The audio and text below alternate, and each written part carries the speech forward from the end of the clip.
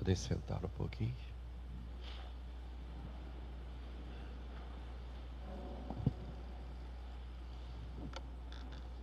Antes da homilia, gostaria de pedir orações de modo especial hoje para Dom Fernando Rifan, administrador apostólico da nossa administração apostólica São João Maria Vianney, que hoje completa 50 anos de sacerdócio. Então rezemos por ele, agradecendo a Deus todo o trabalho que ele faz dentro desta confusão em que nós vivemos e grande crise, ele procurar conduzir-nos. É o único bispo no mundo que celebra, assim como rito próprio, a missa na forma tradicional. E conservar isso não é fácil, diante de tantas incompreensões, e críticas, calúnias e tudo mais. Rezemos então por ele. Hoje celebramos a grande festa da Imaculada Conceição. E para entrarmos um pouco nesse grande mistério do amor de Deus, precisamos ir ao início do mundo, ao livro do Gênesis, e ouvirmos de Deus o chamado a Adão, nosso pai. Adão, onde estás, Adão? E Adão responde: estou aqui, Senhor, eu tive vergonha porque estava nu e me escondi.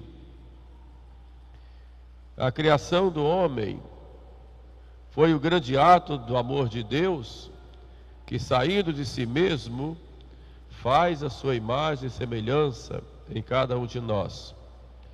E elevou em Adão a ordem sobrenatural, dando-lhe a própria vida divina, a graça santificante e a predestinação à vida eterna, ao céu.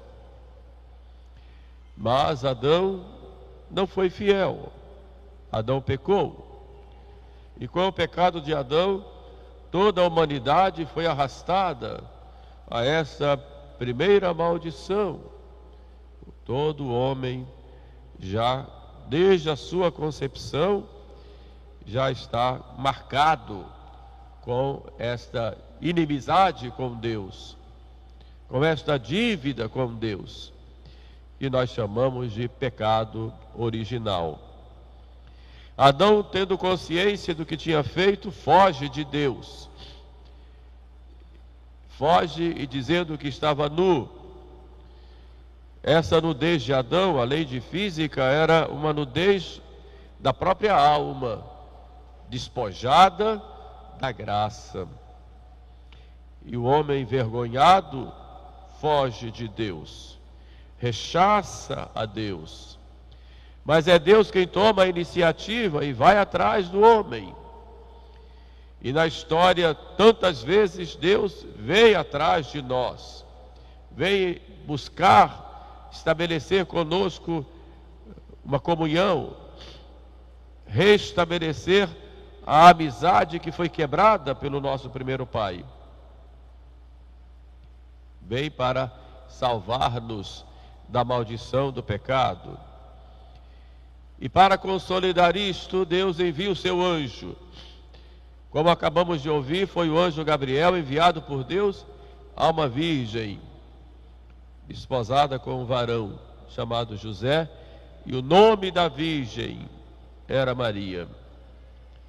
E o que fez Maria, ao contrário de Adão, Maria não se escondeu. Maria se apresentou. Embora ficasse um pouco perturbada devido à sua humildade diante daquela saudação, Maria não rechaçou. Maria se submeteu. Maria acolheu a fecundidade do Espírito Santo nela. Maria acolheu em seu ventre o Salvador do mundo. E com muita humildade, Maria diz: eis aqui a serva do Senhor. E o anjo havia lhe dito: ave cheia de graça, o Senhor é contigo, achaste graça diante de Deus. Mas que graça era esta? Podemos perguntar, que o anjo reconhece e se alegra e saúda em Maria: gratia plena, tens todas as graças, estás repleta, estás transbordante de graças, todas as graças, inclusive essa graça que Adão perdeu. Maria, desde a sua concepção, já estava cheia de graça e correspondeu a essa graça, por isso achaste graça diante de Deus. Este dogma da Imaculada Conceição, ou seja, aquele pecado original, aquela dívida, aquele rechaço de Deus que é de toda a humanidade, de todos nós, Maria não teve.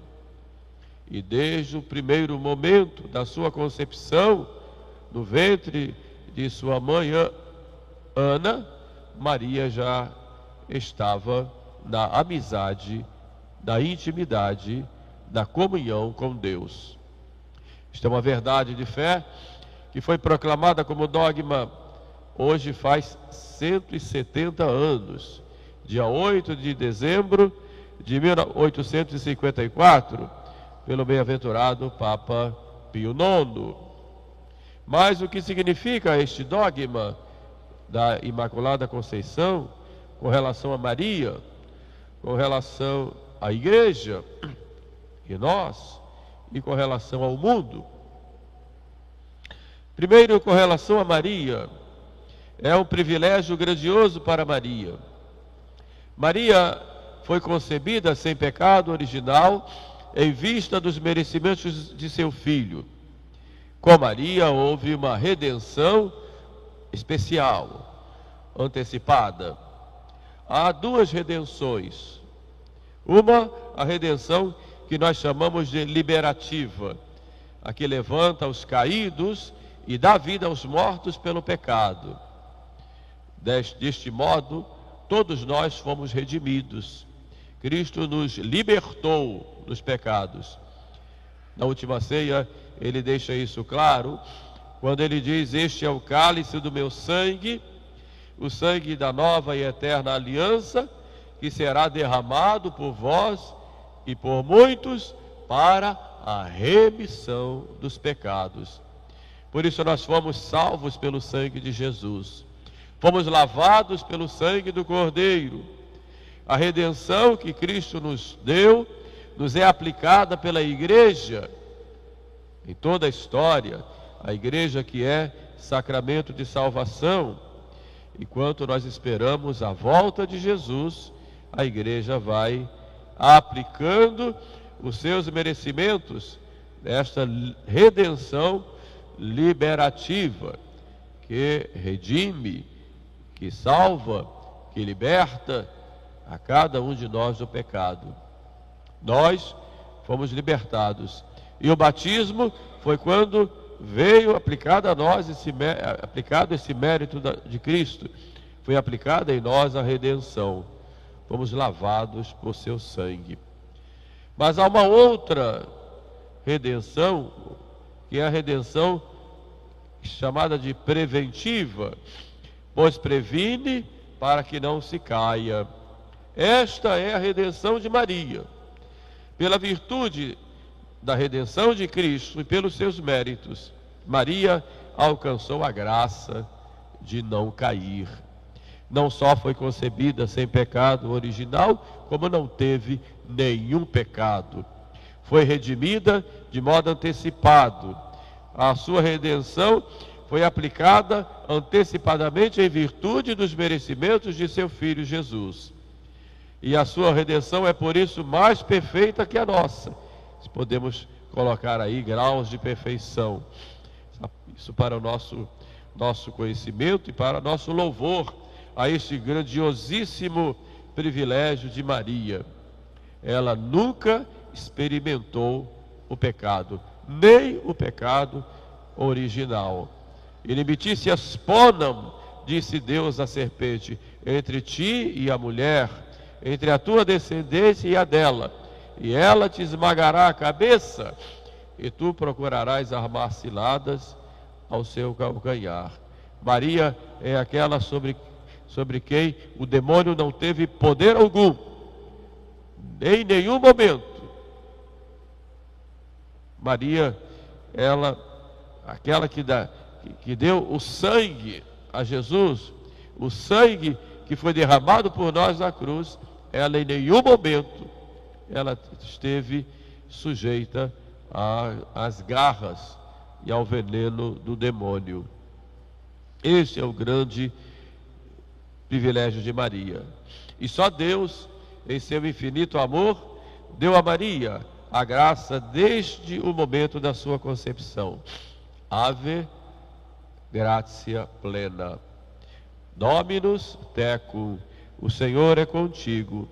E para nós, por isso, hoje é um dia de grande alegria, em que nós honramos a nossa mãe puríssima.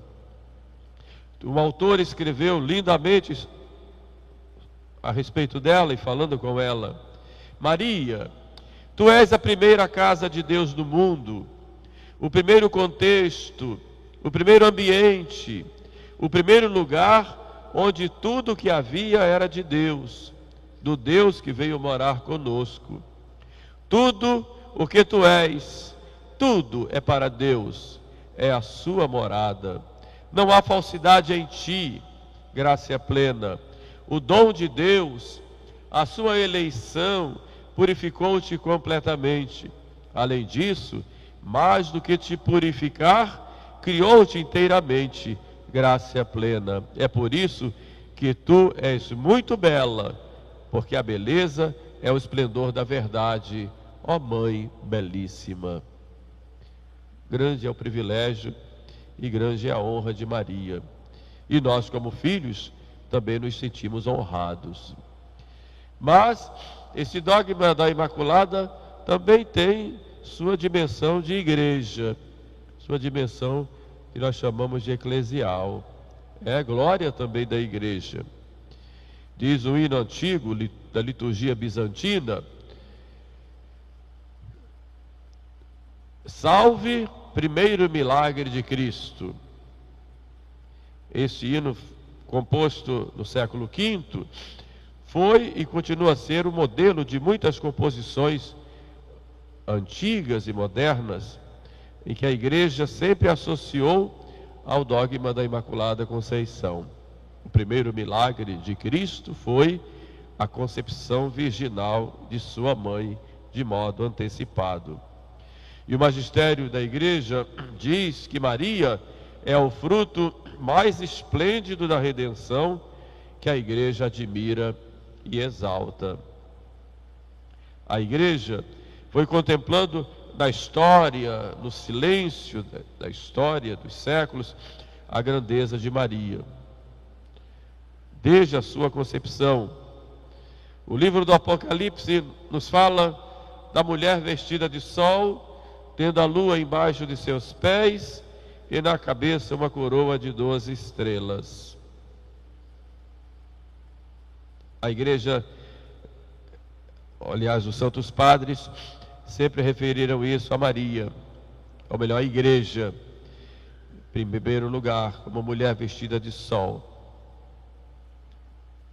Mas outros falam que essa mulher é Maria, a nova Eva, que com a sua vida, desde a Imaculada Conceição, foi pura e sem mancha, imaculada.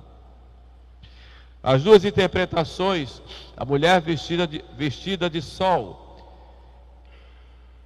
é a igreja, e é Maria, não são coisas que se contrapõem, na verdade se complementam, ou se completam,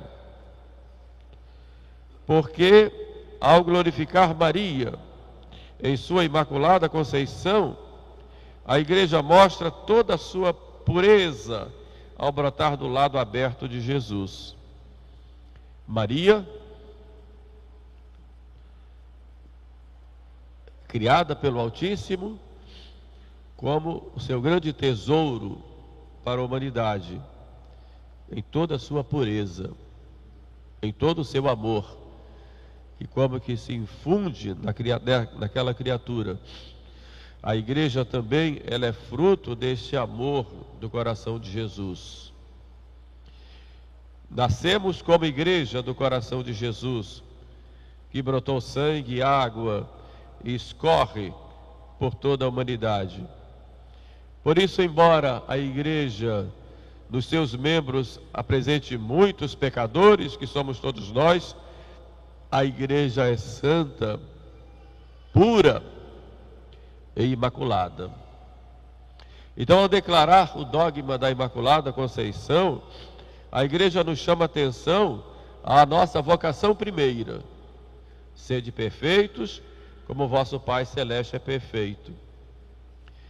Além disso, quem proclama o dogma da Imaculada Conceição é a igreja, reconhecendo essa grande verdade, e proclama na pessoa do Romano Pontífice, que é a autoridade máxima, que em matéria de fé e de costumes, falando como doutor da igreja e proclamando uma verdade de fé e de costumes, fundamentado na Sagrada Escritura e na tradição, com todo o seu poder, ele goza do privilégio da infalibilidade. Então é a igreja, aí representada pelo Romano Pontífice, que na sua infalibilidade proclama esta grande verdade: Maria é imaculada desde a sua concepção. E com Maria, a igreja também festeja e se alegra, proclamando a sua mãe imaculada. Mas há um terceiro aspecto desse dogma com relação ao mundo. Por quê? E quais são as consequências disso para o mundo? Ao proclamar o dogma da Imaculada Conceição, a igreja proclama bem alto que o materialismo, que o racionalismo é uma verdadeira violência ao homem, criado à imagem e semelhança de Deus. O dogma da Imaculada Conceição de Maria nos mostra a primazia do Espírito sobre a matéria, da graça sobre o pecado, do eterno sobre o temporal. Este dogma nos mostra que o ser humano é corpo e alma, e que os bens espirituais estão acima dos materiais, que a matéria não é eterna, como dizem os materialistas, que a matéria não é um Deus diante do qual nós devemos nos curvar, que a natureza é criatura de Deus e é irracional. Mostra que nós não vamos nos prostrar diante da natureza como se fosse uma deusa, uma Gaia, como se proclama hoje, que ao homem cabe dominar a natureza, utilizá-la racionalmente em vista do bem comum, não só no tempo presente, mas também no futuro.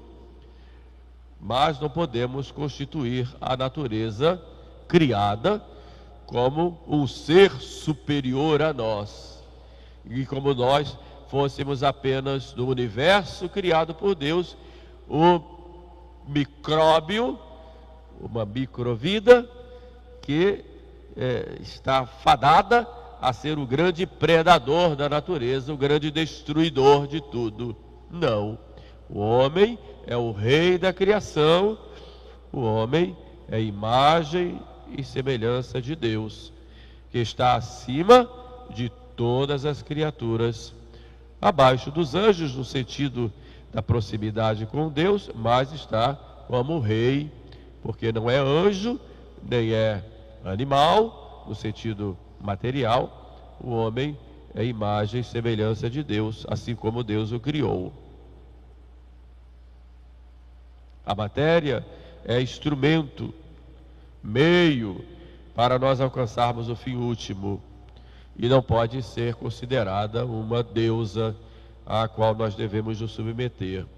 Este é o grande engano em que os homens buscam fazer um paraíso aqui na terra, um paraíso sem Deus, um paraíso em que o homem se basta a si mesmo, em que o homem tem total autonomia para fazer o que quer. Não, a Imaculada Conceição nos chama ao contrário, nos chama a realidade do pecado, de que nós somos pecadores frágeis e temos necessidade de uma verdadeira conversão e conversão contínua para buscarmos viver nesta união com Deus. Maria Imaculada, sem mancha, também nos chama a atenção a importância da virtude da pureza. Não apenas a pureza no sentido de não pecarmos contra a castidade, mas buscarmos a pureza de coração, retidão de nosso interior, em vista de agradarmos sempre a Deus. Em nossa sociedade permissiva, quem busca viver a pureza é sempre ridicularizado, tratado como doente. Quando falamos em pureza dos costumes, parece que nós estamos falando de um passado utópico e que nunca existiu. Por outro lado, a Imaculada Conceição é a resposta da Igreja a um homem moderno independente, que coloca a razão acima de tudo. É o racionalista que coloca como centro do universo seus critérios racionais, que se tornam única medida para todas as matérias. Este mundo liberal, diz o Papa Pio IX nos seus sílabos de 1864, esse mundo liberal, essa razão humana, sem levar em consideração, se tornou como o único árbitro da verdade e da falsidade, o único árbitro do bem e do mal. Há uma lei em si mesma, como se a razão fosse a suprema lei de cada homem, e que fosse suficiente para dar ao homem todo o bem que ele busca. Nós não somos árbitros absolutos do nosso próprio destino. Nós não somos os únicos artífices do nosso próprio progresso. Nós somos redimidos pelo sangue de Jesus. O homem, nessa cultura dominante que nós vemos hoje, tenta dar um grito de independência total de Deus. Busca ter uma vida sem Deus, e que Deus não faça parte dela. Na verdade, a Imaculada Conceição nos coloca no sentido contrário. Nós somos dependentes de Deus. E o homem anda inquieto e não vai encontrar repouso e felicidade a não ser em Deus. Portanto, meus irmãos, busquemos agradecer a Deus este grande dom de ter nos dado uma mãe puríssima. Ouçamos a Igreja que a proclama como Imaculada desde a sua concepção. Apreciemos este grande privilégio de Maria e busquemos voltar à nossa vocação primeira, que é nos unirmos a Deus, lutarmos contra o pecado, de termos um compromisso sério com Deus, de buscarmos a santidade sob a inspiração e a intercessão de Maria, para que em nossas atitudes vivamos a sua glória, já de modo antecipado, juntamente com a glória de Deus, e assim também com a glória da Igreja. Louvado seja nosso Senhor Jesus Cristo.